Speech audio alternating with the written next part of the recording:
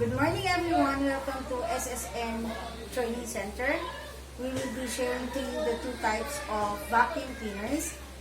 First, we have the wet and dry, or what we call the hydro vacuum, and the second one is what we call the dry vacuum or the non-hydro vacuum. First, this is what we call the non-hydro vacuum, okay? So I'm going to discuss to you the different parts of this. First, we have the front cover. This is our front cover, okay? Next is the filter. Inside your front cover, there is a filter, okay? This filter is non-disposable. This protects the machine against foreign object or dust. Then, this one, ito po yung lagayan natin ng filter bag or what we call the disposable. There are two types of filter bag, non-disposable and disposable. So, usually, yung ginagamit po dito ay disposable na filter bag. Okay? So, next is,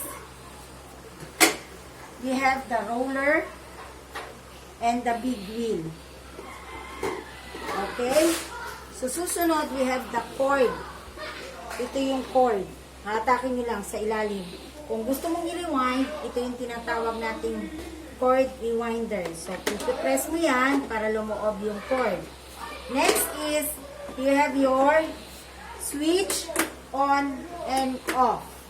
Then, you have your volume regulator. Pag sinabi natin ganon, ito yung nagre-regulate ng air, yung pag nag-suction ka kung gaano kalakas yung sisip-sip sa dust. Okay? Ito ang tinatawag natin suction inlet or what we call the swivel. Okay? So, ito ang ating non-hydro vacuum or what we call the dry vacuum. Next, we have this is what we call the floor and carpet nozzle. Pag nakataas po yan, pang flooring. Pagka nakababa, pang carpet. Okay? Floor and carpet nozzle. So, this is what we call the hose connector. So, yan po yung kinoconnect dito sa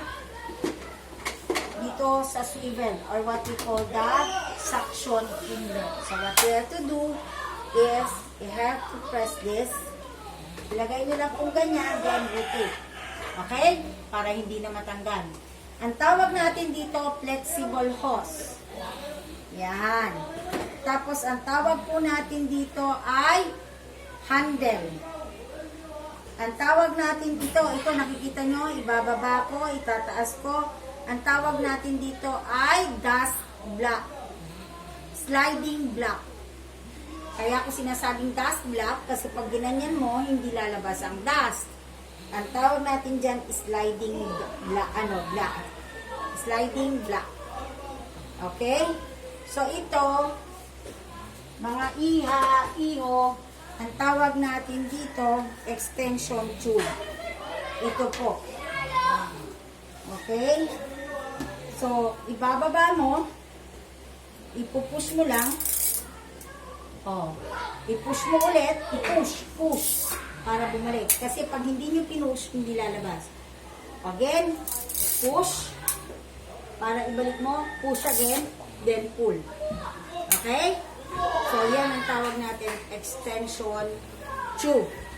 Ito ngayon ay kinoconnect sa inyong, ang floor and carpet nozzle ay kinoconnect po dito sa extension tube.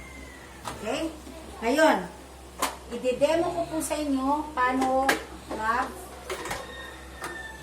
gawin ang ng carpet.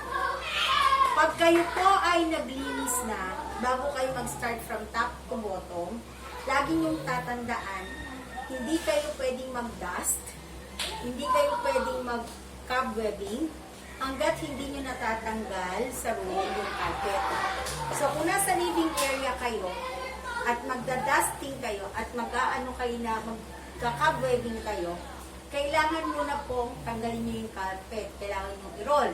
So, bago nyo i-roll, kailangan ay saksak nyo. Make sure, okay, na ang inyong supply ay kung 210, 220 ang supply, dapat ang inyong capacity ng inyong kuryente ay 220 rin. Dapat yan ay compatible.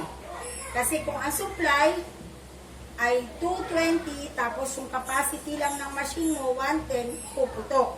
Kung 110 ang supply, 220 yung capacity ng machine mo, ibig sabihin hindi a-adjust. So, walang compatibility. Tapos, tignan nyo, make sure na titignan nyo yung saksakan, yung socket. Yung socket ba, okay, para saksakan. Titignan nyo yung plug, okay ba yung plug? Yung cord, may opening ba? Meron bang nasira dun sa wiring? So, importante po yun. Hindi tayo pwedeng magsaksak lang basta. Kasi kung isasaksak po natin basta, yung cord, okay, yung plug, yung plug sa socket, tapos hindi natin na-check, tapos pala may sira, puputok. So, magiging problema rin natin yung later on. Sa assessment, importante po that you have to check the voltage, you have to check the open wiring, and make sure you check the plug and the socket. Okay? Next. Pagka nag-vacuum po kayo, make sure na floor and carpet nozzle yan. So, ibaba. Ang ibang assessor, ang gusto nila, paganyan lang po. Paganyan. Okay? Paganyan. Taas, baba lang. Ang ibang assessor, gusto nila ganyan. Taas, baba. Taas, baba. Taas, baba. Taas, baba. Taas, baba. Merong ibang assessor, ang gusto nila ay zigzag.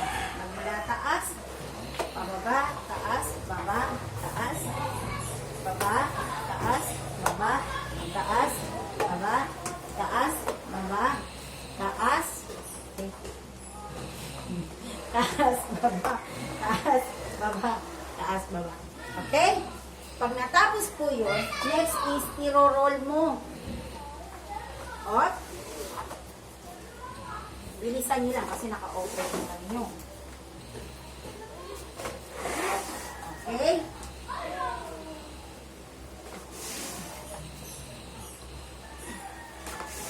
Tapos, kasi itong isa, tapos make sure na you turn it off. So, tapos na po tayo. Tanggalin niyo yung cord, i-rewire niyo. Pagkatapos po niyan, kailangan ilagay mo sa side. Okay? So, pwede na tayo mag-proceed para maglinis magmula taas, pababa. So, yan po yung tinatawag nating vacuum, using your vacuum cleaner, which is the dry vacuum. Maraming salamat.